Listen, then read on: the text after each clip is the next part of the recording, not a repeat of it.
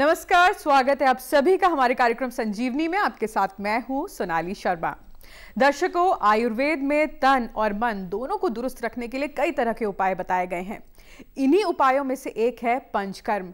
जी हां, जिसका आयुर्वेद में बेहद महत्व है। कहा जाता है कि पंचकर्म के जरिए शरीर के कई अस्थिर तत्वों को स्थिर किया जा सकता है। ऐसे में आज कार्यक्रम के जरिए हम जानेंगे कि आखिर पंचकर्म के जरिए उपचार कैसे किया जाता है और कैसे पंचकर्म हमारे शरीर को दुरुस्त बनाता है। इसी कड़ी में बात करने के लिए हमारे साथ एक बेहद खास मेहमान स्टूडियो में उपस्थित हैं। हमारे साथ भारतीय चिकित्सा परिषद के पूर्व उपाध्यक्ष और साथ ही साथ राजकीय दून चिकित्सालय के पूर्व वरिष्ठ आयुर्वेदिक चिकित्सक डॉक्टर J.N. नौटियाल जी हमारे साथ इस वक्त स्टूडियो में उपस्थित हैं। चलिए उनका स्वागत करते हैं और कार्यक्रम की शुरुआत करते हैं। डॉक्टर नौटियाल, बहुत बहुत स्वागत आपका कार्यक्रम में। नमस्कार, धन्यवाद जी। तो डॉक्टर साहब, जैसे कि आज हम बात करने वाले हैं पंचकर्म के ऊपर कि पंचकर्म के जरिए उपचार किस प्रकार से किया जाता है, तो सबसे पहले हम आपसे जानना चाहेंगे कि पंचकर्म आखिर है क्या और ये पद्धति कितने वर्षों पुरानी है। इसके इतिहास के बारे में आज आप सबसे पहले हमारे दर्शकों को कुछ बताएं। देखिए, ये जब हम पंचकर्म की बात करते हैं तो पंचकर्म जो हो वो कोई अलग से पद्धति नहीं है। वो आयुर्वेद जैसा कि सभी को पता है कि आयुर्वेद हमारे यहाँ जो बोला है वो अनादि और शाश्वत बताया गया है। और ये बताया गया है कि जो हमारे पास आज स्क्रिप्ट और वो मिलते हैं, वो पूरा जो लिटरेचर मिलता है वो 5000 साल पुराना है। लेकिन ये एक नेचर फिनोमेना में है कि जब ये बताया गया कि भाई सृष्टि की रचना होती है तो उसमें साथ साथ जब आदमी हुआ तो उसमें रोग भी होते, तो उसके उपचार के लिए उसके साथ साथ जो आयुर्वेद आया है। तो जो पंचकर्म है वो आयुर्वेद की एक हम इसको सुपर स्पेशलिटी ट्रीटमेंट मानते हैं। और जिन रोगों में औषधि या कोई पैथी कारगर नहीं होती है, जब हम उसमें लाचार हो जाते हैं तो फाइनली हमको जो पंचकर्म चिकित्सा है उससे बहुत ज़्यादा लाभ होता है।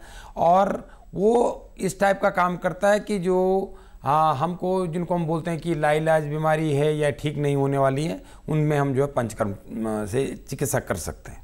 बिल्कुल। तो आपने पंचकर्म को लेकर महत्वपूर्ण जानकारी दी डॉक्टर नौटियाल। अब जानना चाहेंगे आपसे कि पंचकर्म क्या होता है, कितने प्रकार का होता है और किस तरह से ये किया जाता है। देखिए, पंचकर्म जो हमारे यहाँ आयुर्वेद में ये बताया गया है कि 2 प्रकार की चिकित्सा प्रतिपादित की गई है। तो एक प्रकार समन चिकित्सा बोलते हैं, जिसको हम पैलेटिव ट्रीटमेंट, या जो हम मोटी तौर पे जाने तो दवाइयों को खिलाकर जो हम रोगों को ठीक करते हैं उसको हम समन चिकित्सा बोलते हैं। दूसरी चिकित्सा हमारे यहाँ बोली है प्योरिफिकेटरी ट्रीटमेंट या शोधन चिकित्सा। तो शोधन चिकित्सा या पंचकर्म चिकित्सा का नाम है।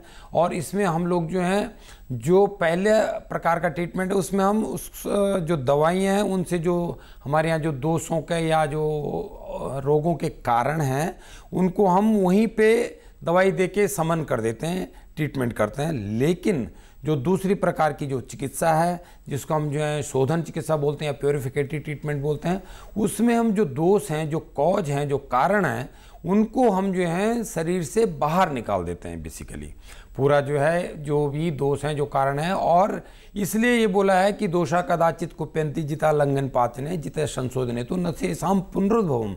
It means the disease which is treated और क्योर्ड बाय शोधना चिकित्सा इट नेवर अकर्स अगेन, दोबारा नहीं होते। लेकिन अगर हम समन चिकित्सा करते हैं, दवाई से करते हैं, तो उसके दोबारा होने के चांस हैं।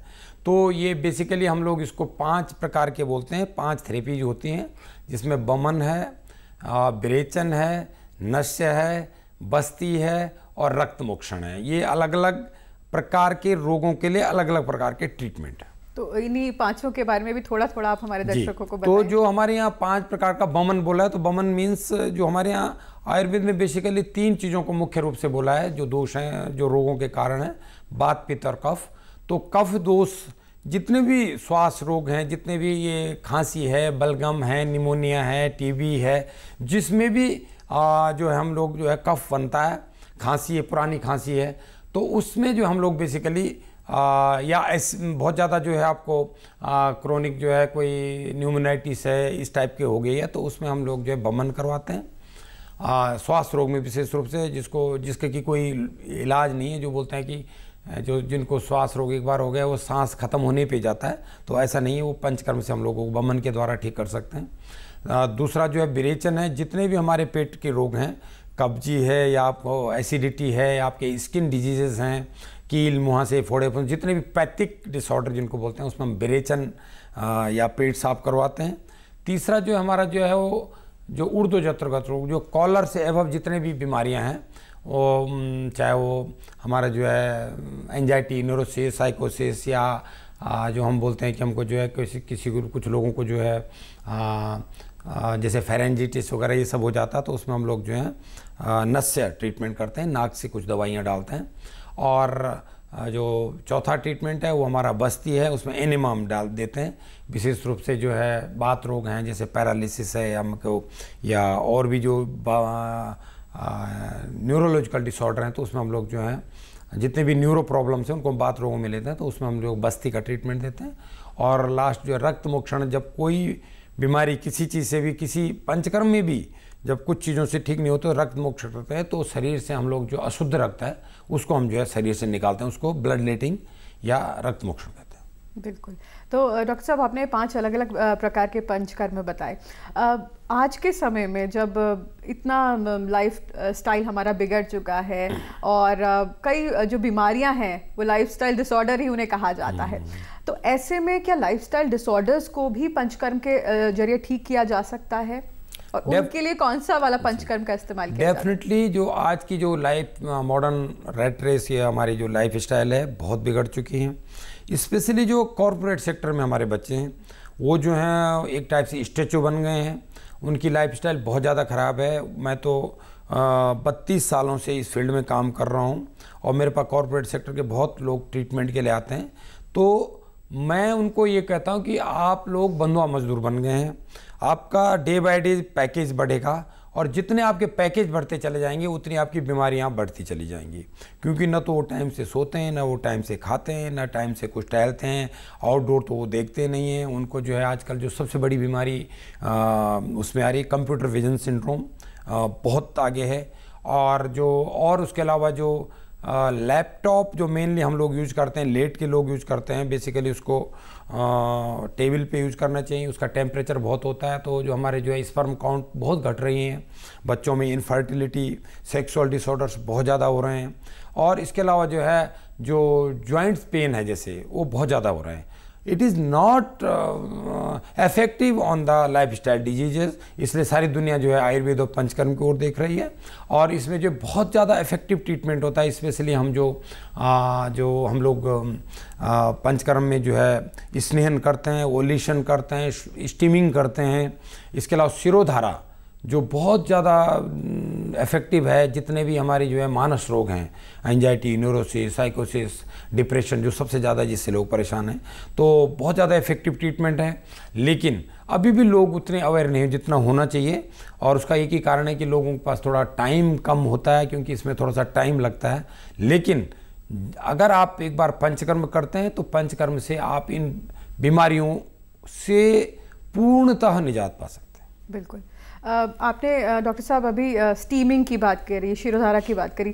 हम चाहेंगे आप दर्शकों को बताएं कि जब कोई मरीज़ आपके पास आता है, हालांकि उसके बारे में जानकर ही आप उसको जो सबसे जो बेहतर पंचकर्म होता होगा वो आप सजेस्ट करते होंगे, लेकिन एक आम पंचकर्म की विधियां क्या होती हैं, उनके स्टेप्स किस प्रकार से होते हैं? देखिए, इसमें जो अगर हम कोई हमारे पास भी आता है, क्लाइंट आता है वो और जनरल प्रॉब्लम लेके आता है, तो उसमें 2-3 चीज़ें। पहले तो ये है कि उसमें 4 हम लोग स्टेप्स होते हैं बेसिकली, 4 पार्ट में, और या ये समझे कि जो एलिमेंट्स हैं उसी के हिसाब से हम 4 पार्ट में करते हैं। तो जो पहला समय आपको पता है कि obesity is one of the great problem of the world, और सबसे बड़ी प्रॉब्लम इस समय जो ओबेसिटी बोलते हैं कि obesity does not come alone, अकेले नहीं आते, वो अपने पूरे गणों को साथ लेके आती है। तो मोटापे के लिए हम लोग स्लिमिंग का कार्यक्रम करते हैं, और स्लिमिंग में बहुत करीब 14 दिन या 21 दिन हम अकॉर्डिंग टू डिजीज़ करते हैं, कितना वेट है, और उसमें हम लोग जो है पूरा ड्राई मसाजिंग करते हैं और स्टीमिंग करते हैं। तो उससे काफ़ी कुछ वज़न कम होता है। इवन कि हम लोग शायद लोगों को जानकारी ना हो, लेकिन 21 किलो 25 किलो तक हम लोग कम वज़न करते हैं इसमें पंचकर्म के द्वारा। सेकंड जो हमारे होता है वो डिटॉक्सिफिकेशन होता है। डिटॉक्सिफिकेशन क्या है कि विज्ञान कहता है कि आपकी बॉडी में जितने फ्री रेडिकल्स होंगे या हम उनको ऑक्सीडेंट्स बोलते हैं या मेटाबॉलिक वेस्ट बोलते हैं या पॉइजन्स बोलते हैं, टॉक्सिन्स बोलते हैं, जो हमारी बॉडी में हर टाइम बनते रहते हैं ड्यू टू मेटाबॉलिक जो प्रोसेस है। पहले क्या होता था कि सामान्य बनते थे उसको हम जो है, हम लोगों के जो लाइफ स्टाइल फूड हैबिट बहुत अच्छी थी, हम लोग पसीना आता था, हम लोग घूमते फिरते थे गाँव घरों में, तो जो पंचकर्म या आयुर्वेद है वो हमारी जीवन शैली में रचा बसा है, ट्रेडिशन में हमारे।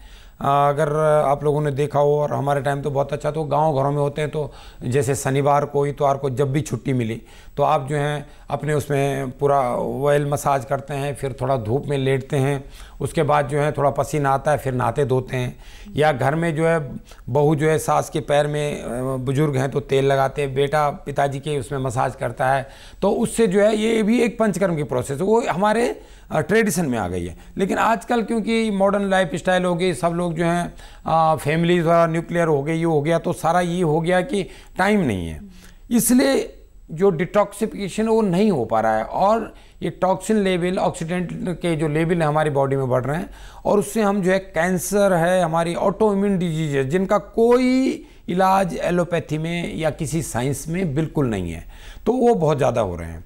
तो अगर हम समय समय पर बॉडी को डिटॉक्सिफाई करते हैं तो हम जो है बहुत सारी बीमारियों से, इवन के जो हमारे वायरल इन्फेक्शन है, इनसे हम बच सकते हैं।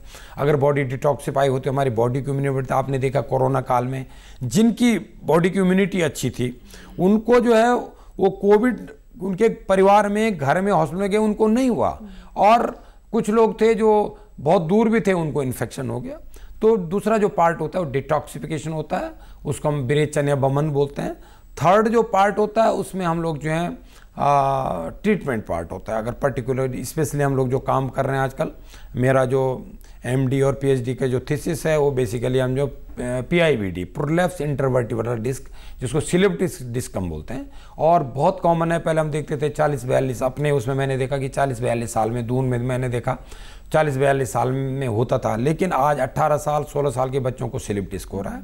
उसके बहुत सारे कारण हैं, यहाँ पे नहीं गिना जा सकेंगे, टाइम लगेगा, लेकिन वो बहुत बड़ी समस्या आने वाली है, और उससे लोगों को अवेयर होना, तो उसमें हम लोग ट्रीटमेंट, ऐसी और भी डिजीज हैं, पैरालिसिस है, हाइपरटेंशन है, डायबिटीज़ है, जिनमें कि एलोपैथी का बहुत लिमिटेड रोल है, उसमें हम लोग काम कर रहे हैं इस समय। ऑस्टियोपोरोसिस, जिससे पूरा वर्ल्ड परेशान है, जिसमें हम देखते हैं कि विटामिन डी की कमी हो रही है क्योंकि हम लोग धूप में नहीं निकलते हैं, तो एक वो है। तो थर्ड जो होता है हमारा ट्रीटमेंट पार्ट होता है। जो फोर्थ होता है वो रिजुविनेशन पार्ट है। आफ्टर ऑल जो है पावर हाउस यहाँ है, बाकी लाइंस हैं। तो पहले जो एक हम सिद्धांत बोलते थे, जनरल वो था कि वे healthy body lies healthy mind, लेकिन वो अपसाइड डाउन हो गया है। अब एक healthy body mind lies healthy body. अगर आप यहाँ से स्वस्थ हैं तो, क्योंकि इस समय जो अब लेटेस्ट जो रिसर्च हुई है पूरे वर्ल्ड में, वो ये हुई है कि बहुत सारे लोग जो हैं उनको कोई बीमारी नहीं है, वो पैथोलॉजिकली, फिजियोलॉजिकली, रेडियोलॉजिकली बिल्कुल फिट हैं, लेकिन but even then they are not happy. उनको लगता है कि हमको कुछ है, वो यहाँ की प्रॉब्लम है। और उसके लिए जो नई थीम आई है वो आई है वेलनेस। तो इस समय जो लेटेस्ट थीम है मेडिकल की वो वेलनेस है, और वेलनेस की खासियत है कि उसमें कोई एक पैथी नहीं है, लेकिन इसकी और एक खासियत है, वो इंडिया के लिए बहुत बड़ा रिलेवेंस है। वो ये है कि इसमें 70% जो आयुष की पैथियाँ हैं, चाहे वो आयुर्वेदा है, पंचकर्मा है, योगा है, आपका जो है सिद्धा है, ये सारी पैथी उसमें है। और इसमें इसीलिए वर्ल्ड जो है, पूरा दुनिया जो है भारत की ओर देख रहे हैं। मैं तो international health and beauty care fest Tokyo Japan में 2018 में गया था, मैंने 350 पेशेंट 3 दिन में देखे, और उसमें 90% जो केसेस थे they were suffering from the lifestyle disease. पूरी दुनिया इस समय लाइफ स्टाइल। तो जो लास्ट है वो रिजुविनेशन है। रिजुविनेशन में हम जो इंसोमिनिया, नींद नहीं आना, ये बहुत कॉमन प्रॉब्लम है सबको, और जितना उच्च वर्ग है, जितना जो ज़्यादा काम करने वाले, उनको ये प्रॉब्लम ज़्यादा हो रही है। लोग स्लीपिंग पिल्स खाते हैं और उससे जो बहुत सारे कॉम्प्लिकेशन हो रहे हैं। तो शिरोधारा हमारे यहाँ एक बहुत ही कॉमन वो है। जब नेक्स्ट कभी होगा तो मैं स्लाइड्स और कुछ वीडियोस भी लाऊंगा यहाँ पे। पहले भी मैंने 1-2 बार दिखाया है यहाँ पे दूरदर्शन में। तो शिरोधारा बहुत वो है, और वो रिजुविनेटिव ट्रीटमेंट है। इस शिरोधारा में क्या किया जाता है? शिरोधारा में बेसिकली हम लोग जो मेडिकेटेड ऑयल होते हैं वो बनाते हैं, और उसमें हम लोग मेडिकेटेड मिल्क भी करते हैं, और मेडिकेटेड बटर मिल्क हम यूज़ करते हैं। तो उसमें हम लोग जो है कंटिन्यूस पेशेंट को या जो गेस्ट है उसको लिटा करके उसके सिर पे 1 घंटे तक उसकी जो ऑयल होता है या जो मेडिसिन होती है उसको 1 घंटे तक पोर करते हैं। तो उससे जो एक उसकी पेनिट्रेटिंग पावर होती है, उसके बाद वो जो है ब्रेन में अंदर तक जाता है और वो पूरा रिजुविनेट करता है। वो 7 दिन 14 दिन या 21 दिन अकॉर्डिंग टू द प्रॉब्लम हम लोग करते हैं। लेकिन उसके जो आदमी क्योंकि एलोपैथिक दवाई के 3 साइड इफेक्ट हैं और वो हैं drug dependence, drug tolerance and drug resistance. तो इससे पूरी दुनिया परेशान है। तो क्या होता है कि जो स्लीपिंग पिल्स खाते हैं उनको एक टाइम के बाद उनसे भी नींद नहीं आती। जैसे शराबी है, उसको एक टाइम के बाद जब वो एडिक्ट हो जाता तो उसको उसके पीने के बाद उसको कोई असर ही नहीं होता। Same thing is with these medicine. तो हम लोग जो पेशेंट होते हैं जो एक फर्स्ट डे ही जो स्लीपिंग पिल्स लेता है वो टेबल पे ही सो जाता है, उसको उठाना पड़ता है बाद में, चलिए आप घर जाइए। तो इस टाइप का उसमें रिजल्ट आता है। इसीलिए जो पंचकर्मा जो थेरेपी है, पंचकर्म जो है इस समय पूरी वर्ल्ड में जो है ये बहुत पॉपुलर है। और इसकी पॉपुलरिटी को देखते हुए और इसमें कुछ मैं माननीय जो हमारे लोकप्रिय प्रधानमंत्री हैं मोदी जी, उनका आभार व्यक्त करना चाहूँगा कि उन्होंने जो है इसमें अलग मंत्रालय उन्होंने आते हुए सबसे पहले उन्होंने जो है 2016 में जो है अलग से मंत्रालय बनाया। उसके बाद उन्होंने जब WHO से सारे कई देशों के लिए जो MOU साइन किया, साथ में जो आयुष वीज़ा एक जो है तैयार किया है जिसमें जो है पूरे वर्ल्ड से लोग वो वीज़ा जो है बहुत इजीली वो कर सकते हैं और यहाँ पे पंचकर्म और उन ट्रीटमेंट्स के लिए जो है यहाँ पे आएंगे। उससे हमारी इकोनॉमी बढ़ेगी और साथ में जो है पूरी दुनिया को जो हम बोलते हैं कि हम जो है दुनिया को एक शांति का संदेश और साथ में जो है दुनिया को स्वस्थ रखने की जो हमारे आयुर्वेद और पंचकर्म विधा है उससे हम कर सकते हैं। बिल्कुल। डॉक्टर साहब, लाइफस्टाइल डिजीज़ की तो हमने बात करी, लेकिन अगर बात जो ये गंभीर रोग होते हैं जैसे कैंसर या किडनी की समस्या या ब्रेन हैमरेज या क्लॉटिंग, इनमें भी क्या पंचकर्म कारगर है? इन जो घातक डिजीजेज हैं इनमें भी क्या पंचकर्म के जरिए फ़ायदा होता नज़र आता है पेशेंट्स में? डेफिनेटली, बिल्कुल इससे बहुत ज़्यादा फ़ायदा होता है। जब एक बार बीमारी हो जाए तो देखिए सबसे बड़ा दुर्भाग्यपूर्ण जो हमारे यहाँ हिंदुस्तान में वो है सेल्फ मेडिकेशन। खुद जा कर के जो है दवाई लेना खाना उसके चक्कर में रहते हैं, बाद में आते हैं जब तक बहुत ज़्यादा थोड़ा प्रॉब्लम बढ़ चुकी होती है। लेकिन अगर आदमी फर्स्ट जो है पहले ही जो है ट्रीटमेंट के लिए आयुर्वेद की शरण ले तो निश्चित रूप से इन बीमारियों से बच सकते हैं। और दूसरी चीज़ मैं कहना चाहूँगा कि जब आप एक बार बीमार पड़ जाएंगे तो दुनिया में बहुत सारी पैथी हैं, हॉस्पिटल्स हैं, आप कहीं भी अपना ट्रीटमेंट करवाएंगे, लेकिन आप बीमार ही न पड़े। ये केवल और केवल विश्व में एक पैथी है, वो आयुर्वेद है। और उसकी जो हमारे यहाँ स्वस्थ वृत्त है वो उसकी जो स्वस्थ वृत्त का जो पाठ्यक्रम है उसमें बताया गया है कि आप क्या करें, क्या खाएं, कैसे रहें, कैसे उठें, कैसे बैठें, कैसे सोएं। अगर आप ऐसा सब करते हैं, इसको फॉलो करते हैं तो आप बीमार नहीं पड़ेंगे। ऐसे जो हम देखते हैं कि जो बेसिकली जो मैंने बताया कि जो आज कैंसर है और ऑटोइम्यून डिजीज़ है, वायरल डिजीज़ हैं, अगर आप समय समय पर पंचकर्म चिकित्सा करवाते हैं और बॉडी से जो टॉक्सिन्स हैं उनको निकलवाते हैं तो आप आने वाले टाइम में जो भविष्य की जो बीमारियां हैं, गंभीर प्रकार की बीमारियां, उनसे आप बच सकते हैं। और ऐसा आप लोग कर रहे हैं, रिसर्च सामने आई है। और मैं आपको बताना चाहता हूं कि मैं 35 साल से लोगों को यही समझाने का प्रयास कर रहा हूं पूरी दुनिया में कि आप जो हैं बीमारी से अगर बचना चाहते हैं, इन हॉस्पिटलों के खर्चे से बचना चाहते हैं तो अपनी लाइफस्टाइल ठीक करिए, फूड हैबिट ठीक करिए, आप पंचकर्म चिकित्सा को अपनाइए। लोगों को लगता है कि पंचकर्म चिकित्सा में ज़्यादा पैसे लग रहे हैं, लेकिन एक बार अगर आप पंचकर्म चिकित्सा करते हैं, बॉडी आपकी डिटॉक्सिफाई होती है तो आप कैंसर जैसी बीमारी से बच सकते हैं। स्पेशली फॉर द सेलिब्रिटी जो हमारे नेता लोग हैं, आज देख रहे हैं आपकी बहुत यंग एज में कैंसर से मर रहे हैं, क्योंकि एक बार कैंसर अगर हो गया तो उसका इलाज बिल्कुल भी संभव नहीं है, कुछ ना कुछ उसमें कॉम्प्लिकेशंस आ रहे हैं। हम तो जापान में गए तो वहाँ पे भी, क्योंकि हिरोशिमा का कांड हुआ था, तो वहाँ पे भी जो नाड़ी परीक्षण मैंने किया तो ज़्यादातर लोग यही डरे हुए थे कि हमें कैंसर तो नहीं होगा, आप बताइए नाड़ी देख के, क्योंकि वहाँ जो उस जनरेशन का आप लोगों को पता नहीं कि किसी की नानी बुढ़ी कहाँ से उसका हुआ है, तो जीन्स में चल रहा है, तो वो भी डरे हुए हैं क्योंकि उनको पता है एक बार हो जाएगा तो बहुत टफ है, क्योंकि वो फिर किसी को नहीं छोड़ता है, वो ना पैसे को छोड़ता है, घर को भी बर्बाद करता है और बहुत दिक्कत होती है। तो इसमें ये मेरा सभी के लिए संदेश है, स्पेशली जो लोग बिजी हैं।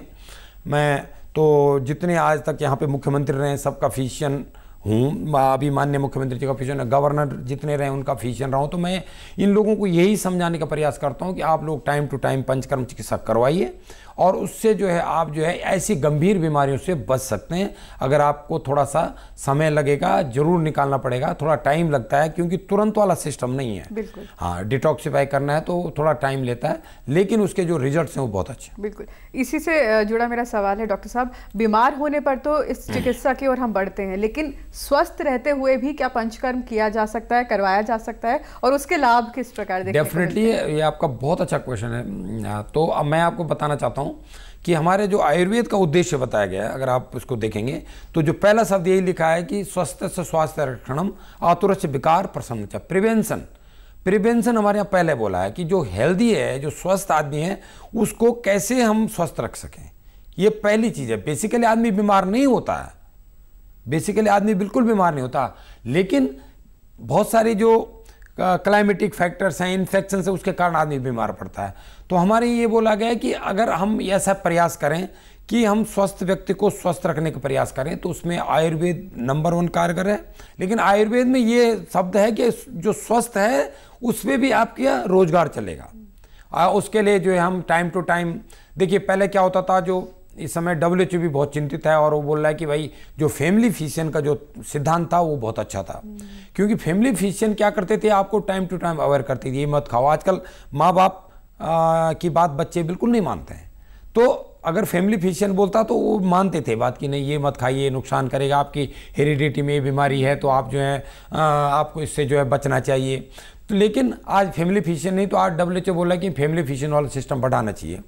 तो अगर हमको स्वस्थ रहना है तो हमको ये चीज़ें करनी पड़ेगी, और हमको टाइम टू टाइम जो है अपने जो लाइफ स्टाइल है, फूड हैबिट है, वो आयुर्वेद में जैसा वर्णित है उसको अगर हम करते हैं, समय से पंचकर्म करते हैं, तो हम अपने स्वास्थ्य को स्वास्थ्य बनाए रख सकते हैं, स्वस्थ बनाए रख सकते हैं, और हम अपनी इम्यूनिटी बढ़ाते हैं। बेसिकली जो अब कोरोना के बाद आपने देखा होगा, हम तो बहुत पहले से बोल रहे हैं, लेकिन ये है कि मैं बार बार कहता हूँ कि देखिए ये जितने भी वायरस हैं, चाहे कोरोना है, हंटा है, जीका, आजकल जो मंकी पॉक्स वगैरह ये सब चल रहा है, ये इतने ज़्यादा हैं कि इनकी असंख्य संख्या है। ये ABCD कुछ भी इसके लिए कम पड़ जाएगी। एक जो कोविड का या कोरोना का वायरस था, उसका मूड बिगड़ा तो वो चाइना से लेके एक चक्कर घूमा तो कितने लोगों को मार के चला गया, कितने लोगों को आहत करके चला गया। ऐसे पता नहीं कितने वायरस हैं, कब वो एक्टिव हो जाएंगे कुछ पता नहीं है। तो अगर हमको स्वस्थ रहना है, इन चीज़ों से बचना है, तो आज से ही अपनी लाइफ स्टाइल बदलें, अपनी फूड हैबिट बदलें, खान पान बदलें, रहन सहन बदलें, आपने सोचने का तरीका बदलें। तो देखिए अगर आपकी इम्यूनिटी एक बार बढ़ गई तो कितने भी हंटा आए, जीका आए, आपको कोई कुछ फर्क नहीं पड़ने वाला है। तो मैं इस बात पे फोकस करता हूँ, और आयुर्वेद भी इस बात पे बोलता है कि अगर आप स्वस्थ रहना चाहते हैं तो लाइफ स्टाइल, फूड हैबिट बदलिए। बिल्कुल। डॉक्टर साहब, जब कोई व्यक्ति पंचकर्म कराने जाता है तो कितना समय लगभग एक सिटिंग में लगता है, और अमूमन कितनी सिटिंग्स की ज़रूरत होती है, चाहे कोई आम रोग हो, चाहे कोई गंभीर बीमारी हो? और साथ ही साथ ये भी जानना चाहेंगे डॉक्टर साहब कि कितनी उम्र से शुरुआत इसकी कर देनी चाहिए, अगर किसी को पंचकर्म करवाना है तो न्यूनतम और मैक्सिमम एज लिमिट क्या होती है? सोनाली, मैं एक चीज़ कहना चाहता हूँ कि नॉर्थ इंडिया में अभी पंचकर्म की अवेयरनेस नहीं है। मैं तो 35 सालों से मैं स्टेट नोडल अफसर पंचकर्मा रहा हूँ। हमने यहाँ पे करीब 50 यूनिट शुरू की थी, हरिद्वार, ऋषिकेश और उत्तरकाशी और हल्द्वानी वगैरह। इसके अलावा बहुत सारे प्रोजेक्ट्स पे मैंने काम किया, भारत सरकारी प्रोजेक्ट्स पे। इतनी दूरदर्शन पे तो मैं करीब 60-70 सीरियल कर चुका हूँ इतने टाइम से, और भी मैं करता रहता हूँ, लेकिन अभी थोड़ा इतनी अवेयरनेस नहीं। लेकिन जो पंचकर्म का जो एक अवेयरनेस का जो आपने बताया वो बहुत अच्छा है, और अवेयरनेस धीरे धीरे आ रही है, काफ़ी आई है, लेकिन उतनी अभी नहीं आई। लेकिन अगर आप साउथ में जाएंगे और विदेशों में जाएंगे तो बहुत ज़्यादा है। और साउथ में तो लोग कुछ ऐसी ट्रेडिशन है कि गरीब से गरीब आदमी भी, जिसके पास वो खाने में कमी कर देगा वो कर देगा, लेकिन वो साल में एक बार पंचकर्म जरूर करता है, और उससे उसको जो लाभ होता है, हॉस्पिटल आपने देखा होगा, केरल में आपने सुना होगा, केरल में जो है स्वस्थता का जो मानक है बहुत अच्छा है, वो एक अवेयरनेस वहाँ पे है। तो उसमें ये है कि हम लोग जब थोड़ा सा, स्पेशली जब 16-17 साल के बाद टॉक्सिन लेवल हमारे बढ़ने लगते हैं, तो साल में एक बार हम लोगों को अवश्य करना चाहिए। अगर साल में न करें तो 2 साल में, 3 साल में एक बार अवश्य करना चाहिए। तो अगर हम जितनी जल्दी हम प्रयास करते हैं उतनी जल्दी हम जो है बहुत सारी बीमारियों से बच सकते हैं। लेकिन अगर आज तक भी हमने कभी नहीं करा तो एक बार पंचकर्म जरूर करवाना चाहिए। और उससे कभी कभी क्या होता है, हमको ग्रुप ऑफ डिजीज होते हैं, सिंड्रोम्स होते हैं, ये भी बीमारी है, किडनी भी वो है, पेट भी साफ नहीं है, वो नहीं है। पंचकर्म चिकित्सा एक है, लेकिन उसके फायदे अनेक हैं। अगर हम एक बार बॉडी को डिटॉक्स, जो मैंने बोला कि 4 स्टेप होता है, उसमें अगर हम जो है डिटॉक्सिफिकेशन वाला करते हैं, तो केवल डिटॉक्सिफिकेशन होने से ऐसी बीमारियां, लाइलाज बीमारियां जिसको एलोपैथी में बोलते हैं कि ठीक नहीं होती हैं, सोरियासिस जैसी है, या और आपके ऐसी बीमारियां, ऑटोइम्यून डिजीज है, गठिया रोग जिससे आदमी बाद में विकलांग हो जाता है, उन बीमारियों को चमत्कारिक लाभ उसमें होने लगता है। बिल्कुल। डॉक्टर साहब, चलते चलते जो तमाम स्टूडेंट्स हैं जो ये विधा सीखना चाहते हैं या पंचकर्म को जानना चाहते हैं, उनको आप क्या कहना चाहेंगे और किस तरह से इस पद्धति को सीखा जा सकता है? देखो, मैं 2-3 बातें बोलना चाहता हूँ। एक तो जो हमारे दर्शक हैं उनके लिए कहना चाहता हूँ कि मैं बहुत टाइम से इससे काम कर रहा हूँ, मैं ये कहना चाह रहा हूँ कि अगर आप सचमुच स्वस्थ रहना चाहते हैं, क्योंकि आपने देखा होगा, हमें तो बहुत पहले से पता है, हम लोगों को अवेयर कर रहे हैं, लेकिन लोगों को समझ में कम आया। लेकिन अब कोविड के बाद सबको पता लग गया। पहले लोग सोचते थे कि प्लॉट महंगे हैं, दुकान महंगे हैं, फ्लैट महंगे हैं, लेकिन अब ये पता लग गया है सारी दुनिया को कि सबसे ज़्यादा महंगा अगर कुछ है, अनमोल है, जो सबसे महंगा है वो जो है स्वास्थ्य है। तो अगर आप इस चीज़ को खरीदना चाहते हैं, अपने स्वास्थ्य को ठीक रखना चाहिए, महंगी चीज़ को संजोना चाहते हैं, तो आप आयुर्वेद अपनाइए, आप पंचकर्म चिकित्सा अपनाइए, अपनी लाइफ स्टाइल ठीक करिए, फूड हैबिट सीख। दूसरा, मैं उन लोगों के लिए कहना चाहता हूँ जो हमारे इस विधा के जो स्टेक होल्डर्स हैं, डॉक्टर्स हैं, स्पेशली जो आयुर्वेद के डॉक्टर्स हैं और जो पंचकर्म चिकित्सा में जो MD हैं या और जो इसमें प्रैक्टिस करते हैं, तो उनके लिए मैं ये कहना चाहता हूँ कि जो इस विधा में आना चाहते हैं वो लोग बेसिकली इसमें जो है, जो जैसा MBBS डॉक्टर्स के लिए होता है, ऐसे इसके लिए जो हमारी CPMT के और नीट जो टेस्ट होता है, पहले CPMT अब नीट होता है, उसके द्वारा टेस्ट होते हैं और उसके बाद आपको 5 साल 5.5 साल की डिग्री BMS मिलती है। उसके बाद स्पेशलाइजेशन होता है MD और उसके बाद PhD भी होता है। तो ये सब होता है। पर मेरा उन लोगों के लिए संदेश है, ज़्यादातर जो आयुर्वेदिक डॉक्टर हैं वो they are not practising Ayurveda, तो एक थोड़ा सा ये अच्छी बात नहीं है। आज पूरा विश्व जो हमारी ओर देख रहा है, और ये जो आयुष बीजा और जो भारत की जो लोकप्रिय सरकार ने, माननीय मोदी जी ने जो एक शुरुआत की है, उसको हमको तत्काल जो है इसमें बहुत ज़्यादा हमारे पास जो है ट्रैफिक आने वाला है पूरे वर्ल्ड से, तो उसके लिए हमको तैयार रहना है। और तैयार रहने के लिए हमको अपने पंचकर्म सेंटर और अपने जो है विधा को अपने को स्किल्ड बनाना पड़ेगा, तभी हमारा नाम होगा। और इसके अलावा जो लोग इसमें आना चाहते हैं वो इस टेस्ट के द्वारा आ सकते हैं। और तीसरी चीज़ मैं जो बोलना चाहता हूँ वो ये कहना चाहता हूँ कि जो भी आप लोग विशेष रूप से जो मीडिया से जुड़े हुए हैं, मैं I am thankful to Doordarshan और आपके जो जितने भी रेडियोज़ हैं और जो मीडिया है, प्रिंट मीडिया, इलेक्ट्रॉनिक मीडिया, हम उसका धन्यवाद करते हैं। लेकिन मेरा उनसे निवेदन है कि अगर इस अपनी जनता को, अपने लोगों को, मानवता को बचाना है, ये कोरोना जैसे महामारी से बचाना है, तो एकदम तत्काल कुछ नहीं हो पाएगा। आज से ही आप जो है लोगों को अवेयर करिए और अपने जो है जो भी आपके प्लेटफॉर्म्स हैं उनमें आप जो है आयुर्वेद को और ये पंचकर्म और ये जो प्रिवेंटिव थेरेपीज़ हैं उनके लिए जो स्थान दीजिए, ताकि हम मानवता की जो है इस भयावह बीमारी, स्पेशली जो वायरस डिजीज आ रहे हैं, उससे बचा सकें। बिल्कुल। तो डॉक्टर नौटियाल, आपका बहुत बहुत शुक्रिया, आप हमारे कार्यक्रम में आए और पंचकर्म से जुड़ी आपने इतनी महत्वपूर्ण जानकारी हमारे दर्शकों के साथ साझा की। आपका बहुत बहुत शुक्रिया एक बार फिर से। धन्यवाद। तो दर्शकों, उम्मीद करते हैं संजीवनी का आज का भाग आपको बेहद पसंद आया होगा। अगली बार एक और विशेषज्ञ के साथ आपके सामने प्रस्तुत होंगे। तब तक के लिए इजाजत दीजिए। नमस्कार।